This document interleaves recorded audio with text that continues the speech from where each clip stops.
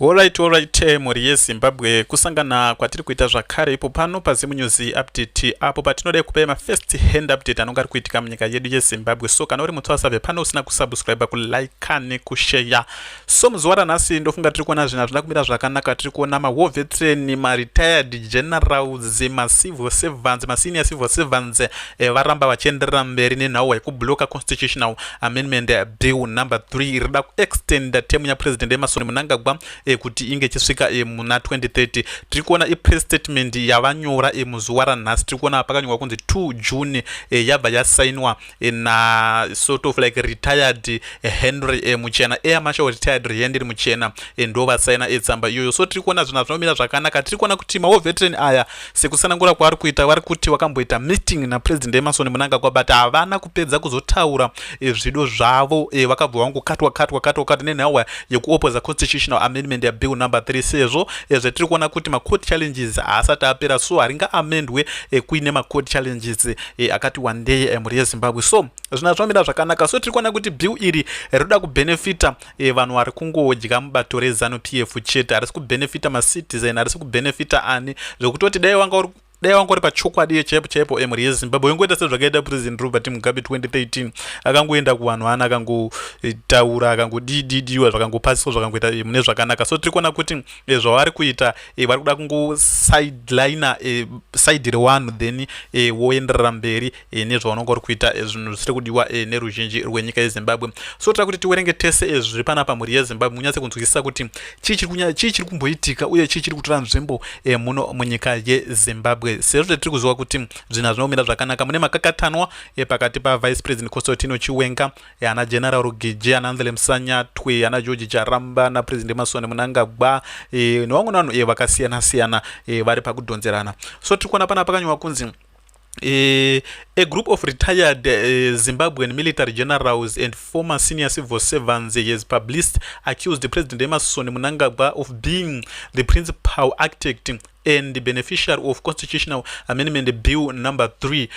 Zvinotaurwa izvo kutoti hazvirambidzwo zvemaconstitutional nemareferendum nemachine kuextenda term zvinoitika kudzimwe nyika dzakasiyana-siyana but hunge uri kugona hunge futi waenda kuwanhu because pane pemunonyatsa unoti president uyu zvinhu zviri kufamba zveshuwa sana Ibrahim Traore kunana Burkina Faso ko unonyatsa unoti zvinhu zviri kufamba nyangwe makaenda kureferendum munokumvotera kuti wanga amboramba achimbodevelopa nyika than kuti tichinja tidzodzi zvinoitika. So tiri kuona panapa president Emmerson Mnangagwa uri kunyatsa zoti havachadiwe neruzhinji rwenyika yeZimbabwe ndosaka muri kuona kuti zvavari kuita. Cape 3 warning that the proposed changes serve narrows political interest rather than the national interest. In a statement issued on today in Harare and signed by retired Air Marshal Henry Muchena on behalf of the group of the former military and civil servants officials, said the recent meeting they held with President Emmerson Mnangagwa had failed to address their concern over the bill. They claim the president dismissed their objection by saying, however, wins.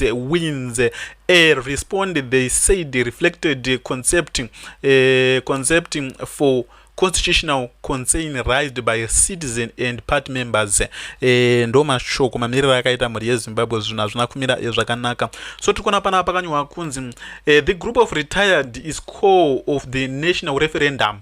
Ando sikudiwe zvenational referendum izvo because hazviitika panenge pakatoipa hazvitomboite kana kawana hazvitomboita vari havatowani kana vhota ndokwana kuti mavhoti tishoma chaicheto. I think vanogona kuwana kana kuti 10%, 90% yesu vanhu vanonga kuti ano 2028 maelection ngaitwe waMnangagwa uri wepasi. So tikona pana pakanyorwa kunzi on the proposed amendment and added that the parliament consultation process was manipulated and did not reflect the will of the people. They also expressed concern over ongoing court challenges to the bill and argued that judiciary of uphold its constitutional responsibilities. In some of the most explosive claims contained in the statement, the retired officials alleged that financial incentives including vehicle allocation and cash payments had been used to secure support for constitution amendment bill number 3.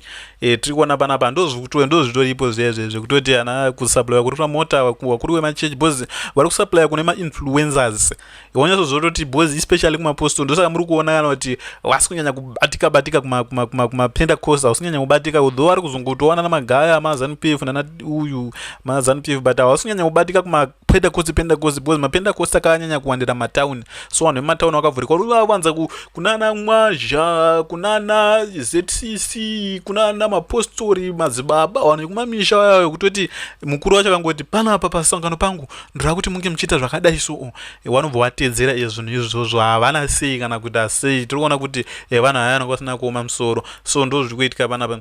They further claimed that a 31 million fund had been set aside to influence parliamentary votes in favor of the bill.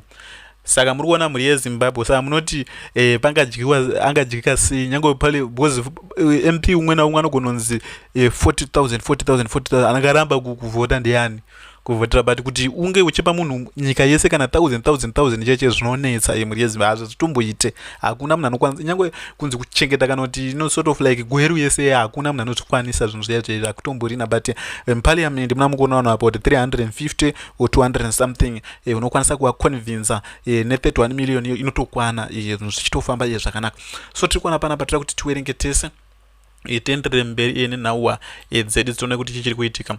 The retired officials warned the member of parliament against supporting the proposed amend, arguing that extending presidential and parliamentary terms without vote approval would constitute a violation of the constitution. They pledged to be continue opposing constitution amendment bill number 3 through legal, constitutional and the civics means. I had posted the full PDF statement on my Telegram channel at the link below. Tiri kuona panapa mhuri yeZimbabwe ndofunga namba kuratidze patatanga paya kutoti ndo nhauwa iripo mhuri yeZimbabwe ndofunga tiri kuona ndo statement racho ranyorwa iri nhasi 2 June ma-war veteran ma-senior civil servants ma-retired generals vari kuramba zvinhu izvozvo so tiri kuona tichakuendesa kune nhauwa dzacho tiri kuona general Rugeje vadoneta mishonga mudzipatara ndo zvinhu zvisikadiwi neZANU-PF izvo zvazvo havatombozvidi zviya zvekuti kwanzi unongodetonga sort of like kuda kufadza vanhu kana kuita sei havazvifarire so tira kuti timboende mucomment section timboone kuti chichiri kuitika then tazobva ipapo tozokuendesai kuna vari kupatsana nhauwa constitutional amendment bill number 3 pakaipa constitutional amendment bill number 3 muna pana mabullet trains pakaipa bwe tiri kuona kuti vanhu vakaimbiswa zvinhu zvakawanda mhuri yeZimbabwe so tiri kuona panapa an anonymous group with no clear mandate of constitutional authorities cannot claim to speak for Zimbabweans constitutional legitimacy comes from elected representatives and transparent process, not a statement from a shadow grouping. Tiri kuona vanapa nditakudzwa ari kunyorawo muono wake comment section tiri kumboona miono yevanhu kuti chichiri kuitika. Tiri kuona vana paroda kurohwa Cape to Cairo pada kurohwa Cape to Cairo ndofunga muri kuona vana pa yekwadzi roads iya because ada kuchibata kuti zvinhu ndofunga makanzwa kuna wakaterera audio iya zvasina kutombomira zvakanaka tizoto varungu kunanzwa wachena wada kuuya tizoti wachauya ere kana kuti chichiri kunyatsa kumboitika tisonyatsa kuzoti zvinenge zvakamira sei. So tiri kuona pana pakanyorwa kunzi this issue of Cape 3 need a person with sharp memories and recalls events of the 20 years quickly. Timeless ari kunyoro pana bachiti these generals are responsible for all this mess. Kana uri muZANU-PF mhuri yeZimbabwe zvinonetsa because tiri kuona kuti 2017 wachanga responsible watori pamberi utotaiwa no ngazviitwe where is the signature or the stamp. Tiri kuona panapa what will Mnangagwa do if he lose. Tiri kuona panapa vanhu vari kucitizen vari kutaura so the man is prepared any outcome of clear stated that it's win and win situation. Tiri kuona ndo zvakaitwa pa 2018 ku constitutional court yana malaba nanachamisana namunangagwa malaba angotori munhu anonge atowina atowina ende gemu rarakatopera rarakatopera kudhara mhuri yezimbabwe. So tira kuti tinzwe makomrade etinawo pano tinzwe kuti zvinenge zvakamira sei, vari kuti udzawo zvingani muzuva ranhasi tinyatse kuona kuti zvinenge zvakamira sei mhuri yezimbabwe. Pana tachikupe manews update anonge ari kupisa anonge ari kuitika muno munyika yezimbabwe. So gara wasubscribe kana uda kugara uchinzwa kuti chii chiri kunyatsa kumboitika. So tiri kuona pana seemed to be moving seamlessly. They were almost halfway through.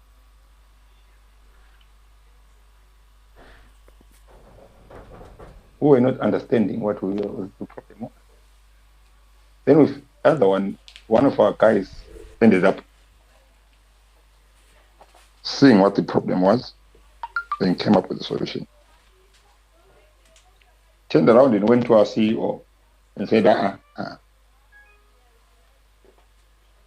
stop talking. Start helping.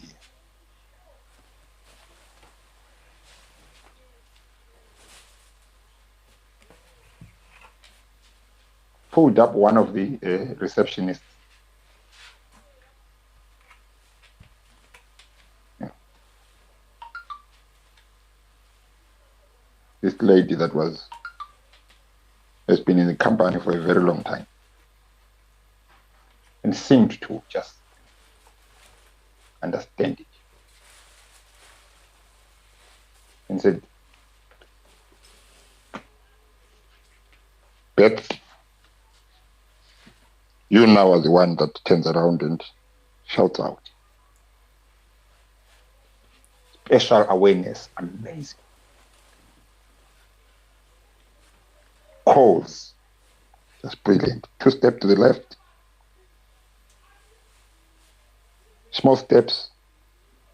She came up with things. Then we start to understand, now we're starting to get it. We move, kaka. We become number 3. We're proud.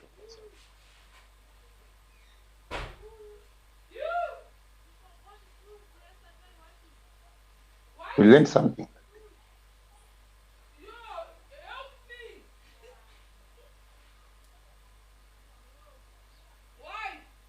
The value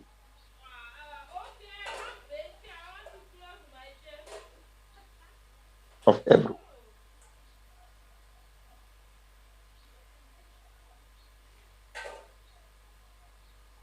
The task that was meant to be learned was for us to pick up, all of us.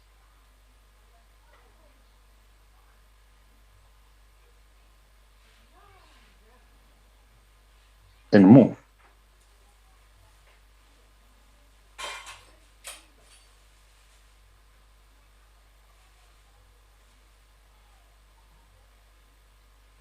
Others are going to move right, others are going to move left.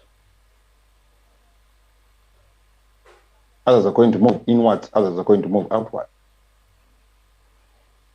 But at the end of the day, we are all carrying this. Yes, it's heavy. Yes, it's confusing because you can't see where you're going. You're relying only on being told. And it becomes very frustrating. If you've got ego, it becomes very frustrating. If you're relying on your eyes, it becomes very frustrating because you do not understand why you're moving to the left when you're already there yourself. Then you start to understand that you are there yourself because you're holding the middle. There's another part that needs to come through. And if you rush it yourself, you're going to turn around and hit the corner. If you hit the corner, that's not going to turn.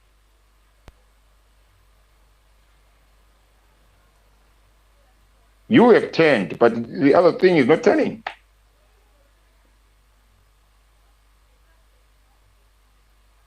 The lady is shouting because from where she is, she can see everything.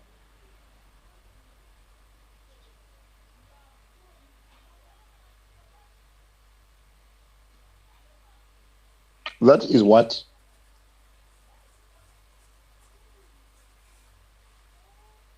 required for us now as these children delusional